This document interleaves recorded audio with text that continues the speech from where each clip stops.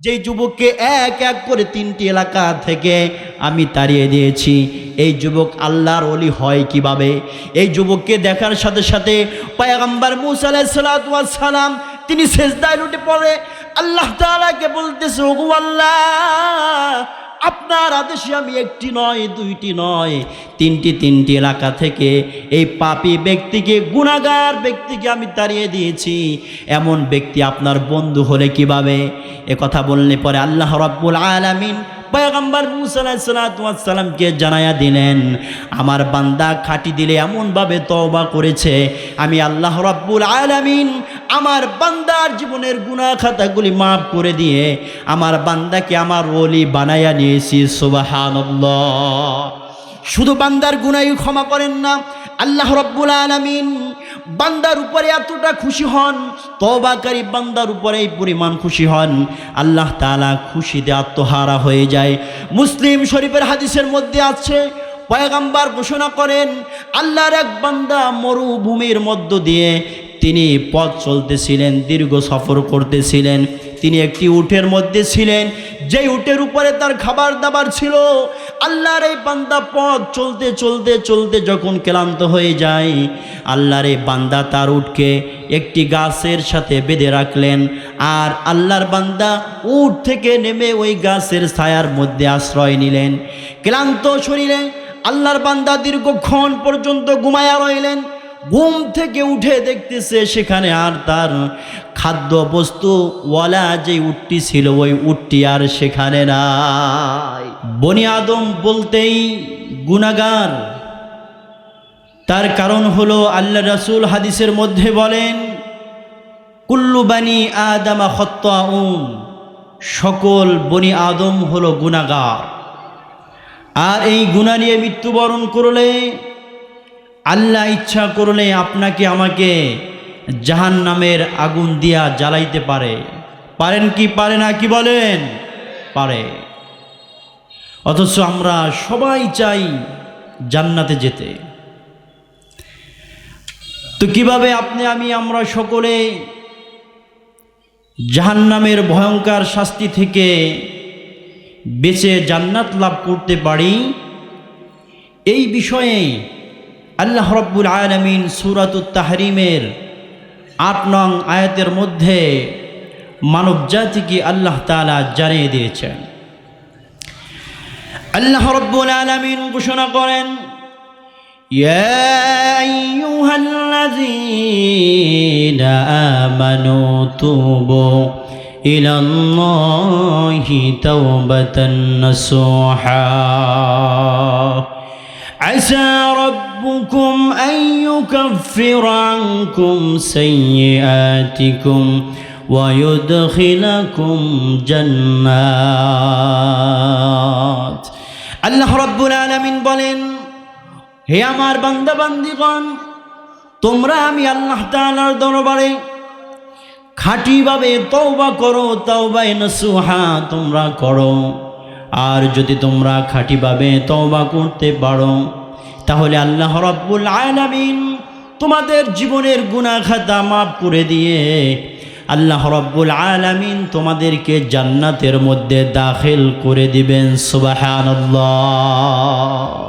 এখন আমাদের জানার দরকার, খাঁটি তওবা কয় কারে? খাঁটি তওবা বলা হয় এমন তওবাকে যেই তওবার মধ্যে 3টি শর্ত পাওয়া যায়। 1 নাম্বার হলো, আপনি আমি আমরা সবাই অতীতে যেই গুনাহগুলা করেছি, ওই গুনাহের জন্য অনুতপ্ত হতে হবে, লজ্জিত হতে হবে, অন্তরের মধ্যে অনুশোচনা আনতে হবে, চোখ দিয়ে পানি ঝরাতে হবে, আল্লাহ তাআলার দরবারে রোনাজারি করতে হবে, কান্নাকাটি করতে হবে। নাম্বার 2 হলো, বর্তমানে ওই গুনাহের কাজগুলো ছেড়ে দিতে হবে। নাম্বার 3 হলো, ভবিষ্যতে এই ধরনের গুনাহ না করার ব্যাপারে আল্লাহ তাআলার কাছে অঙ্গীকারবদ্ধ হতে হবে। এই 3 শর্ত যেই তওবার মধ্যে পাওয়া যায়, ওই তওবা আরশে আজিমে চলে যায়, আল্লাহ তাআলা কবুল করে নিয়ে বান্দার গুনাহ খাতা মাফ করে দেন। সুবহানাল্লাহ। তাহলে এখন আমাদের জানা দরকার, আল্লাহ তাআলা কি বান্দার জীবনের সকল গুনাহ মাফ করবেন নাকি কিছু কিছু গুনাহ মাফ করে দিবেন? মক্কা বিজয় হলে পরে কাফের মুশরিক বেঈমানেরা দলে দলে যখন ইসলাম ধর্ম গ্রহণ করতে লাগলেন, দলে দলে যখন কাফের মুশরিক বেঈমানেরা ইসলামের ছায়াতলে আসতেছিলেন, ঠিক এই মুহূর্তে হযরতে ওয়াহশী রাদিয়াল্লাহু তাআলা আনহু তিনি ইসলাম ধর্ম গ্রহণ না করে তিনি পালিয়ে বেড়াতেছিলেন, তিনি লুকায়া ছিলেন। হঠাৎ করে একদিন তার মনের মধ্যে অনুশোচনা চলে আসলো, অনুতপ্ত চলে আসলো, যার কারণে তিনি পয়গম্বরের দরবারে চলে গেলেন। গিয়ে বললেন, ও পয়গম্বর, আমি ওয়াহশী ইসলাম ধর্ম গ্রহণ করতে চাই, তবে আপনি জানেন আপনার প্রাণ প্রিয় চাচাকে আমি অন্যায়ভাবে হত্যা করেছি, কতল করেছি। আমার মনের মধ্যে বড় ভয় হয়, না জানি আমার আল্লাহ আমাকে মাফ করবে না।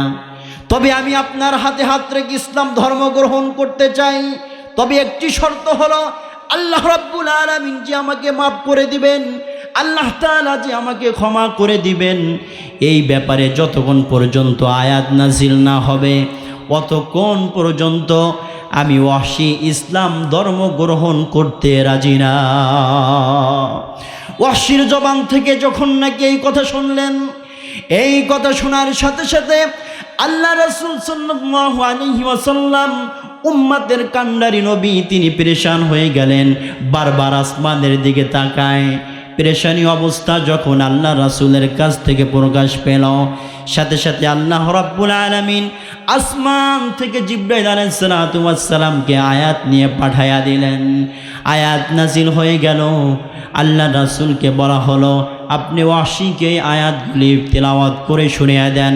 আল্লাহ রাব্বুল আলামিন ঘোষণা করেন, والذين لا يدعون مع الله إلها آخر ولا يقتلون النفس التي حرم الله إلا بالحق ولا يزنون। এই আয়াত শোনার পরে ওয়াহশী বলতেছে, ইয়া রাসূলুল্লাহ, আমার ইসলাম ধর্ম গ্রহণ করে কোনো লাভ নাই। তার কারণ হলো আল্লাহ তাআলা এই আয়াতের মধ্যে বলছেন জেনাকারীকে মাফ করবেন, আমি ওয়াহশী জেনা করেছি। আল্লাহ বলেছে এই আয়াতের মধ্যে আল্লাহ তাআলা হত্যাকারীকে মাফ করবে না, আমি তো হত্যা করে ফেলছি। আল্লাহ তাআলা এই আয়াতের মধ্যে বলেছেন আল্লাহ তাআলার সাথে যে নাকি শিরকি কর্মকাণ্ড করেছে এমন ব্যক্তিকে আল্লাহ তাআলা মাফ করবে না। ইয়া রাসূলুল্লাহ, আমি ওয়াহশী ইসলাম ধর্ম গ্রহণ করে আমাদের কি লাভ হবে? অতএব আমি ইসলাম ধর্ম গ্রহণ করব না। এবার ওয়াহশী রাদিয়াল্লাহু তাআলা আনহুর এই কথা শুনে বিশ্বনবীজি চিন্তায় বিভোর হয়ে গেলেন। আবার আল্লাহ তাআলা এবার দ্বিতীয় নাম্বার আয়াত আল্লাহ তাআলা জিবরাইল আলাইহিস সালাতু ওয়াস সালামের মাধ্যমে পাঠায়া দিলেন। এবার নবীকে বলেন, ওগো নবীজি, আপনি আপনার ওয়াহশীকে এই আয়াতগুলি তেলাওয়াত করে শোনান। আল্লাহ রাব্বুল আলামিন ঘোষণা করেন, ইল্লা মান তাবা ওয়া আমানা ওয়া আমিলা আমালান সালিহা। আল্লাহ রাব্বুল আলামিন আয়াতের মধ্যে ঘোষণা করতেছেন যারা নাকি তওবা করেছে আর নেক আমল করেছে আল্লাহ রাব্বুল আলামিন এদেরকে মাফ করে দিবেন। এবার ওয়াহশী বলতেছে, ইয়া রাসূলুল্লাহ, আমার জানা নাই আমি ইসলাম ধর্ম গ্রহণ করার পরে নেক আমল করার সুযোগ আমি পাবো কিনা। এই আয়াতের মধ্যে আল্লাহ তাআলা তো নেক আমল করার শর্ত করেছে, আমার জানা নাই। ওগো আল্লাহ, আল্লাহ তাআলা আমাকে মাফ করবেন কিনা ইয়া রাসূলুল্লাহ? আমি ওয়াহশী ইসলাম ধর্ম গ্রহণ করে কি লাভ হবে? এরপরে পয়গম্বর আবার পরেশান হয়ে গেলেন, চিন্তিত হয়ে গেলেন। এবার আল্লাহ রাব্বুল আলামিন চূড়ান্ত আয়াত নাযিল করে বিশ্বনবীজিকে বললেন, আপনি ওয়াহশীকে আয়াত তেলাওয়াত করে শোনান। এবার তেলাওয়াত করে শোনানো হলো, قل يا عبادي الذين صرفوا على أنفسهم লা তাকুনাতু মির রাহমাতিল্লাহ। সুবহানাল্লাহ বলেন, সুবহানাল্লাহ।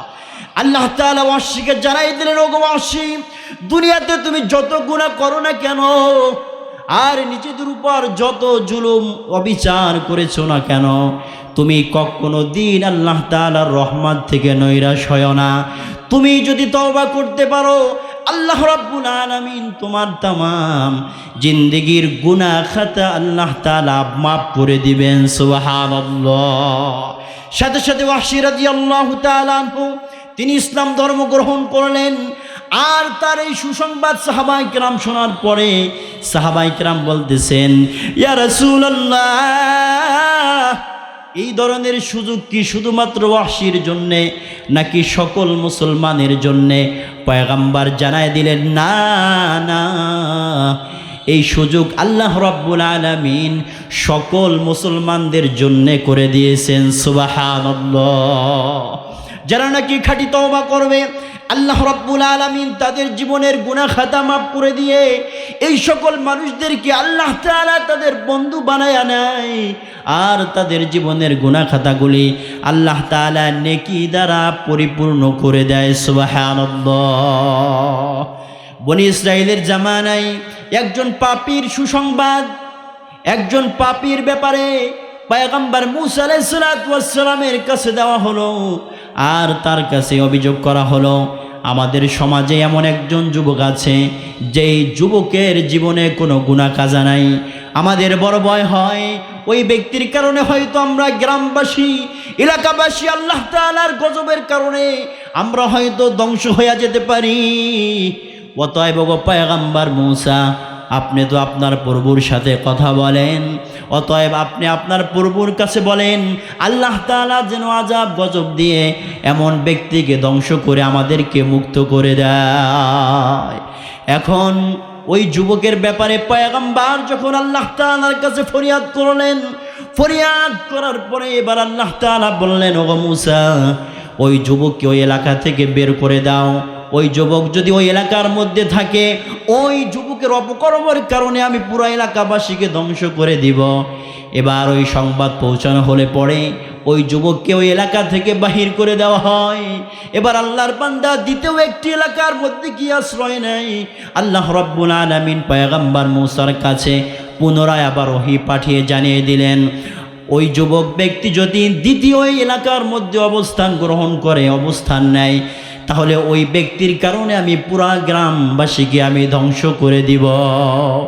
এইরকম একটি নয়, দুইটি নয়, তিনটি এলাকা থেকে যখন তাকে তাড়িয়ে দেওয়া হলো, আল্লাহর বান্দা যুবক যখন দেখলেন আমার তো কোনো বসতির মধ্যে স্থান নাই, কোনো এলাকার মধ্যে আমার জায়গা হবে না, এবার আল্লাহর বান্দা নিরুপায় হয়ে মরুভূমির মধ্যে চলে যায়।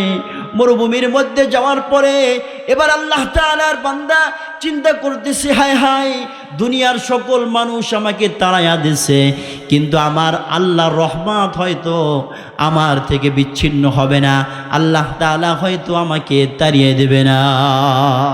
এবার ওই ব্যক্তি খাঁটি দিলে তওবা করে নেয়, আল্লাহ তাআলার কাছে বলে, ওগো আল্লাহ, জীবনে আর কোনো দিন গুনাহ করব না, আর আমি এখন সব গুনাহ ছেড়ে দিলাম। আল্লাহ, অতীতে যেই গুনাহ হয়েছে, গুনার কারণে আপনি আমাকে তিনটি এলাকা থেকে তাড়িয়ে দিয়েছেন, কিন্তু আপনার রহমত থেকে আপনি আমাকে বিচ্ছিন্ন করে দিয়েন না, আপনার রহমত থেকে আপনি আমাকে নৈরাশ করিয়েন না।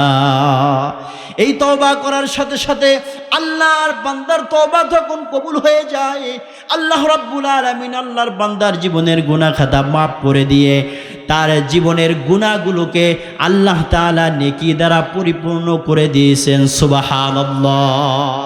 শুধু তাই নয়, আল্লাহর ওই বান্দাকে আল্লাহ রাব্বুল আলামিন ওলিদের খাতায় তার নামটা পর্যন্ত লিখে দিয়েছে। সুবহানাল্লাহ। শুধু তাই নয়, কিছুক্ষণ পরে ওই ব্যক্তির মৃত্যুর সময় গনিয়ে এলো। মৃত্যুর সময় গনিয়ে আসার পরে আল্লাহ রাব্বুল আলামিন তখন তার মায়ের আকৃতিতে, তার বাবার আকৃতিতে, তার স্ত্রীর আকৃতিতে, তার সন্ততির আকৃতিতে আল্লাহ রাব্বুল আলামিন ফেরেশতাদেরকে পাঠিয়ে দিলেন।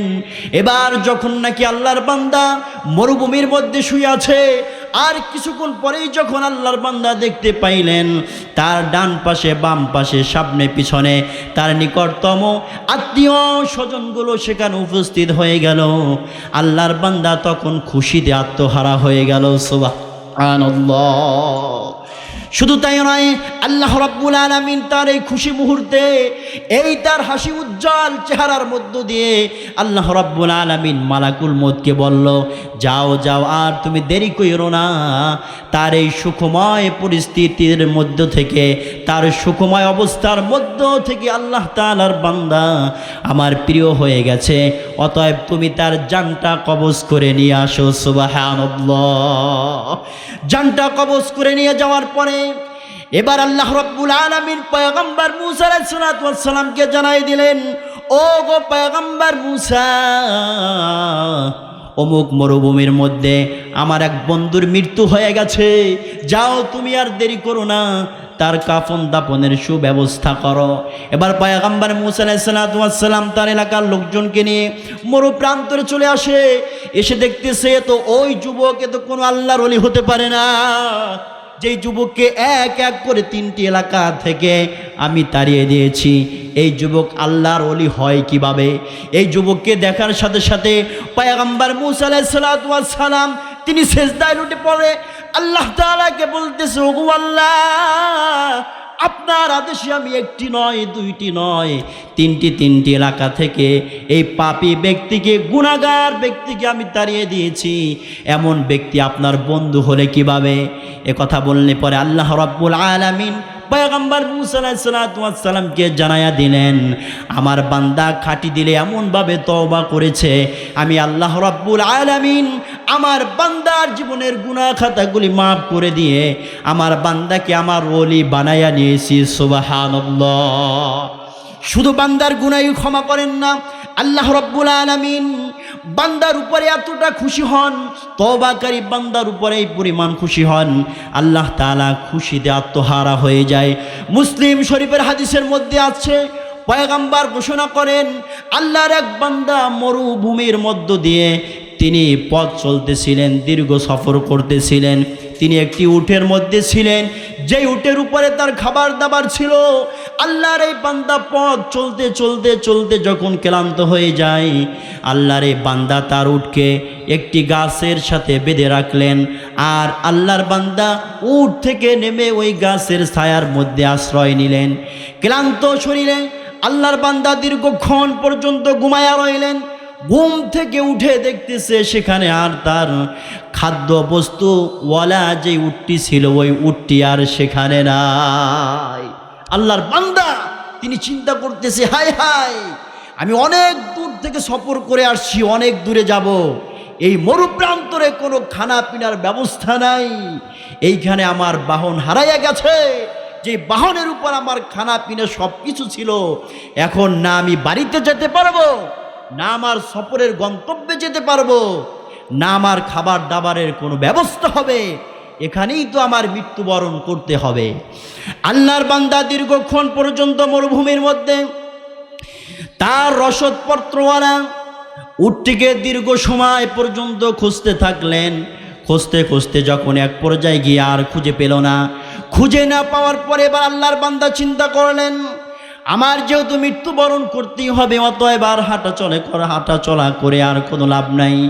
এবার আল্লাহর বান্দা একটি জায়গার মধ্যে তিনি চিন্তা করতে করতে বেহুশের মতো তিনি ঘুমায়া পড়লেন।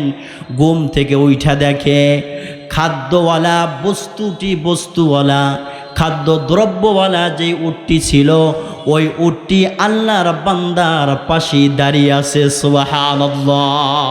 পয়গম্বর বলতেছেন, এ হারানো উট পানেওয়ালা এমন ব্যক্তি, যেই ব্যক্তি নাকি নিজে নিশ্চিত করে নিয়েছে, যেই ব্যক্তি নাকি নিজে সংকল্প করে নিয়েছে, আমার তো এখন মৃত্যু বরণ করা ছাড়া আর কোনো রাস্তা নাই, এমন ব্যক্তি তার হারানো উট পাওয়ার পরে যেই পরিমাণে খুশি হয় না কেন, এর চাইতে কোটি কোটি লক্ষ কোটি গুণে আল্লাহ রাব্বুল আলামিন খুশি হয়ে যায়। আল্লাহ তাআলার যে গুনাহগার বান্দা খাঁটি দিলে তওবা করে, আল্লাহ তাআলা তার প্রতি তার চাইতেও বেশি পরিমাণ খুশি হয়ে যায়। সুবহানাল্লাহ। শুধু খুশি এখানে ক্ষান্ত নয়, আল্লাহ রাব্বুল আলামিন খুশি হয়ে বান্দাকে পুরস্কার ঘোষণা করে দেয়। আল্লাহ রাব্বুল আলামিন সূরাতুন নূহের মধ্যে বলেন, ফাকুলতু ইস্তাগফিরু রাব্বাকুম ইন্নাহু কানা গফফারা ইরসিলিস সামাআ আলাইকুম মিদরারা ওয়া ইউমদিদুকুম বিআমওয়ালিন ওয়া বানিনা ওয়া ইয়াজআল লাকুম জান্নাতিন ওয়া ইয়াজআল লাকুম আনহারা। আল্লাহ রাব্বুল আলামিন বলেন, যারা তাদের কৃত গুনাহ খাতা থেকে আমি আল্লাহর কাছে ইস্তিগফার করে, তওবা করে, আমি আল্লাহ রাব্বুল আলামিন তাদের তওবাকে কবুল করে তাদের জীবনের গুনাহ খাতা মাফ করে দেয়। সুবহানাল্লাহ। শুধু তাই নয়, আল্লাহ তাআলা বলেন দ্বিতীয় নাম্বার পুরস্কার হলো তাদের সম্পদ বৃদ্ধি করার জন্য আমি আসমান থেকে মুষলধার বৃষ্টি নাজিল করি। সুবহানাল্লাহ। আল্লাহ রাব্বুল আলামিন বলেন আমি তাদের ধন সম্পদের মধ্যে বরকত দান করে দেই। সুবহানাল্লাহ। আল্লাহ রাব্বুল আলামিনের পরে বলতেছেন আমি তাদের ধন সম্পদ এবং সন্তান সন্ততি এগুলোর মধ্যে বরকত দেওয়ার সাথে সাথে আমি আল্লাহ রাব্বুল আলামিন তারা জান্নাতি হবে, জান্নাতি বলে আমি আল্লাহ রাব্বুল আলামিন ঘোষণা করে দেই। সুবহানাল্লাহ। একথাই পয়গম্বর হাদিসের মধ্যে বলেছেন, আত-তাইবু মিনান যামবি কামান লা যামবা লাহু। পয়গম্বর ঘোষণা করে জানিয়ে দিলেন গুনাহ থেকে তওবাকারী এমন হয়ে যায় কেমন জানি ওই ব্যক্তি জীবনে কোনো গুনাহই করে নাই। সুবহানাল্লাহ। অন্য হাদিসের মধ্যে পয়গম্বর ঘোষণা করেন, ইন্নাল্লাহ আযজা ওয়া জাল্লা